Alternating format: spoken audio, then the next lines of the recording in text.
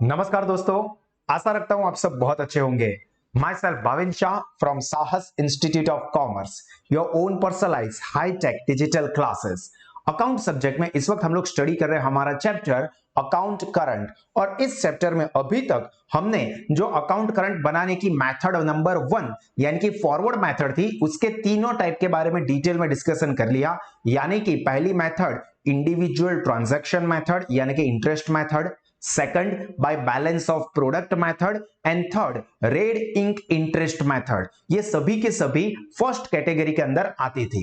और अब हमारी जो सेकंड मेथड है जिसको कि कहते हैं हम लोग रिवर्स मेथड या तो फिर इपोक मेथड, ये उसी का दूसरा नाम है। देखो, रिवर्स मेथड या बैकवर्ड मेथड कहो या फिर उसे कहो इपोक मेथड। तो उसके एग्जांपल सॉल्व करने के जो स्टेप्स है वो इस सेशन में हम लोग डिस्कस करने वाले हैं। तो इसे बहुत ध्यान से समझ लेना ताकि जब हम इसके एग्जाम्पल की प्रैक्टिस करें तो आपको सारी चीजें क्रिस्टल क्लियर हो जाए। तो चलिए जल्दी से शुरू करते हैं हमारा discussion on the steps of method number 2, backward या तो रिवर्स या तो इपोक मेथड। तो यहां पे दोस्तों सबसे पहले समझ लो कि ये बैकवर्ड या रिवर्स मेथड या इपोक मेथड में होता क्या है। तो under this method number of days are found from due date of the transaction to the date of commencement of the account current. Commencement यानी कि स्टार्टिंग या ओपनिंग बैलेंस जिस डेट का दिया होगा वो डेट। देखो, अभी तक हमने जो फॉरवर्ड मेथड की थी उसके अंदर क्या होता था, due date of each transaction to date of rendering account current. मतलब अकाउंट करंट जिस डेट का बनाना है, मतलब आखिरी डेट, वहां तक के डेज फाइंड आउट करने थे। जबकि इसमें उल्टा जाना है कि जहां पे ड्यू डेट ऑफ ट्रांजैक्शन है वहां से लेके अकाउंट करंट की स्टार्टिंग कहां से हो रही है, मतलब ओपनिंग बैलेंस कौन सी डेट का है, वहां तक के डेज फाइंड आउट करने होंगे। ये डिफरेंस, और इसीलिए इसको रिवर्स मेथड कहा है। क्योंकि देखो, फॉर एग्जांपल स्टार्टिंग हो रही है 1 अप्रैल 2021 से, खत्म करना है मतलब डेट ऑफ रेंडरिंग अकाउंट करा है 30 जून 2021। अब कोई ट्रांजैक्शन की ड्यू डेट है फॉर एग्जांपल 15 मार्च। तो अगर हम लोग फॉरवर्ड मेथड की बात करें जो कि हमने अभी तक कंप्लीट कर दी है तीनों कैटेगरी, तो ये 15 मार्च से लेके 30 जून date of rendering account current के डेज फाइंड आउट करते हैं। तो ये फॉरवर्ड मेथड हो जाती है।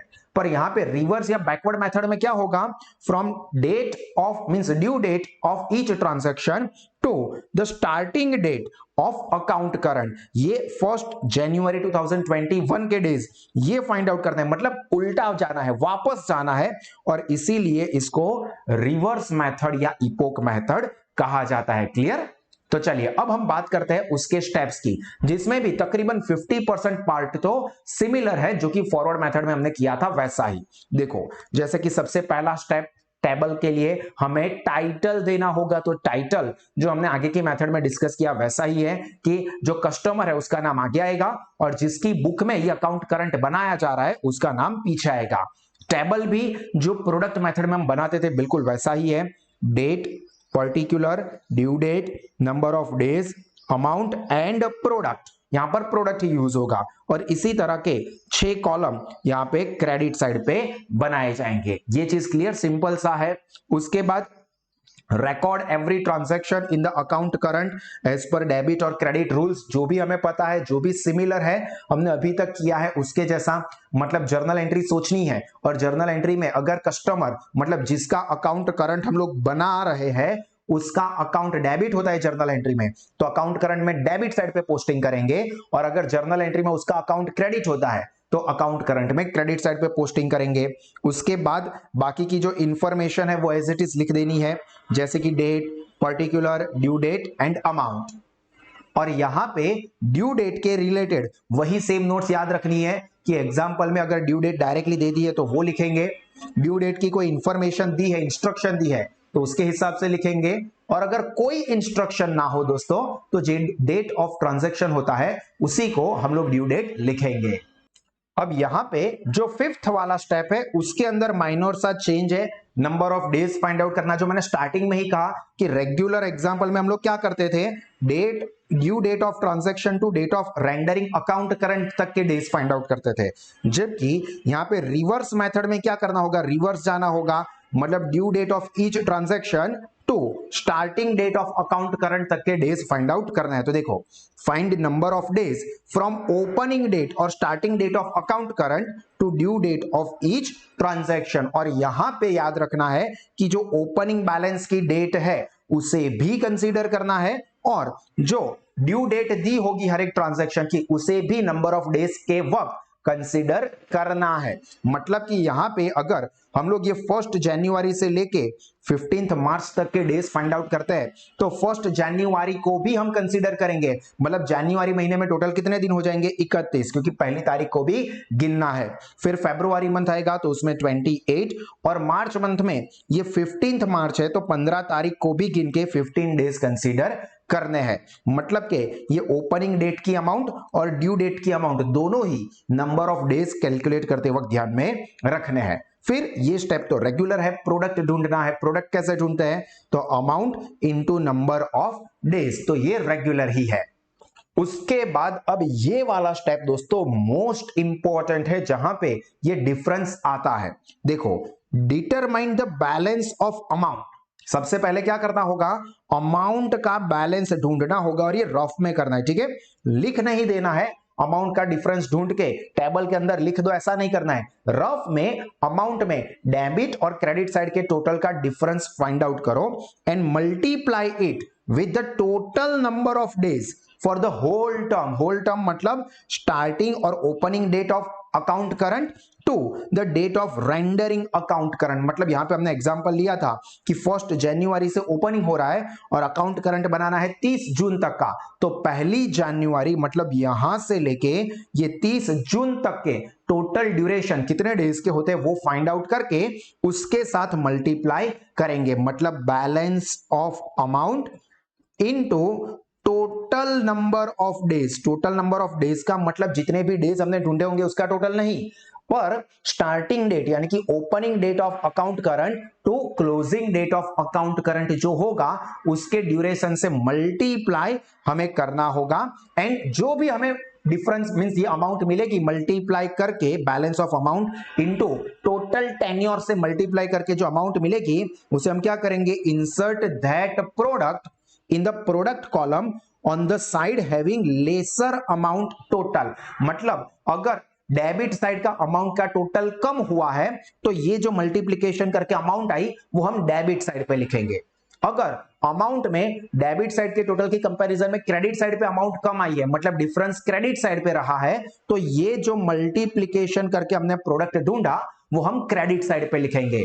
मतलब आपको क्या याद रखना है कि ये जो हम मल्टीप्लिकेशन करके प्रोडक्ट फाइंड आउट करते हैं वो हम लिखेंगे कहां पे? तो जिस साइड पे अमाउंट का टोटल कम हुआ है उस साइड पे प्रोडक्ट के कॉलम में इस अमाउंट को हम लोग लिखेंगे। अब उसको एग्जांपल के तौर पे समझाने के लिए मैं यहां पे देखो कुछ नंबर्स लेता हूं ताकि आपको पता चले।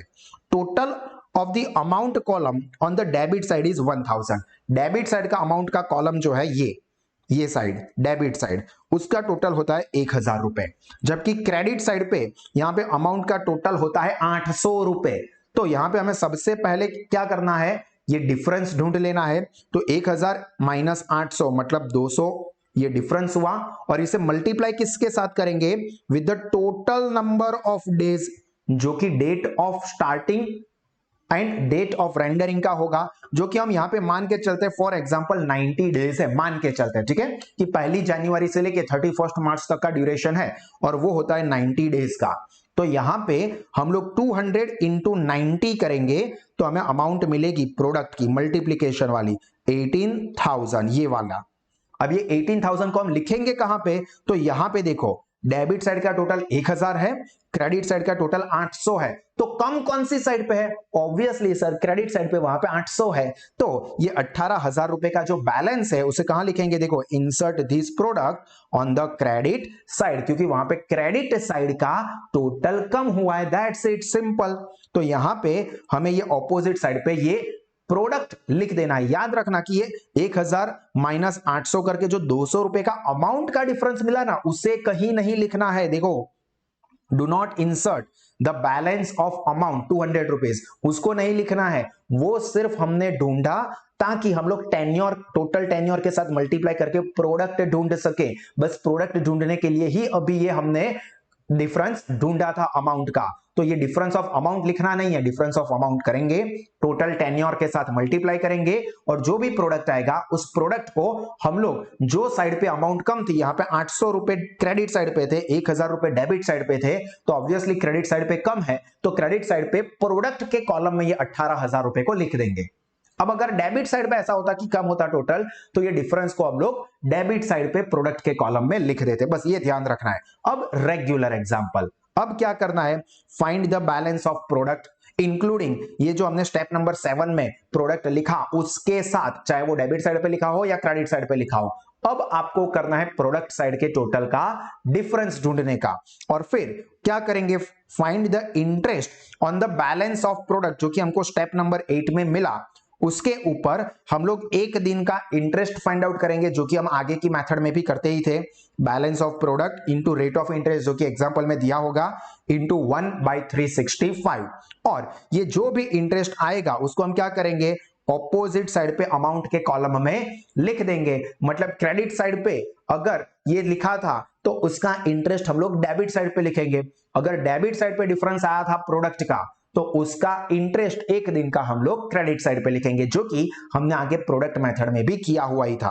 तो ये जो इंटरेस्ट आया उसको ऑपोजिट साइड पे अमाउंट के कॉलम में लिख देंगे, and then find the balance of amount column, ये इंटरेस्ट लिख दिया, उसके बाद फाइनली आप अमाउंट कॉलम का डिफरेंस फाइंड आउट कर दोगे। क्लियर?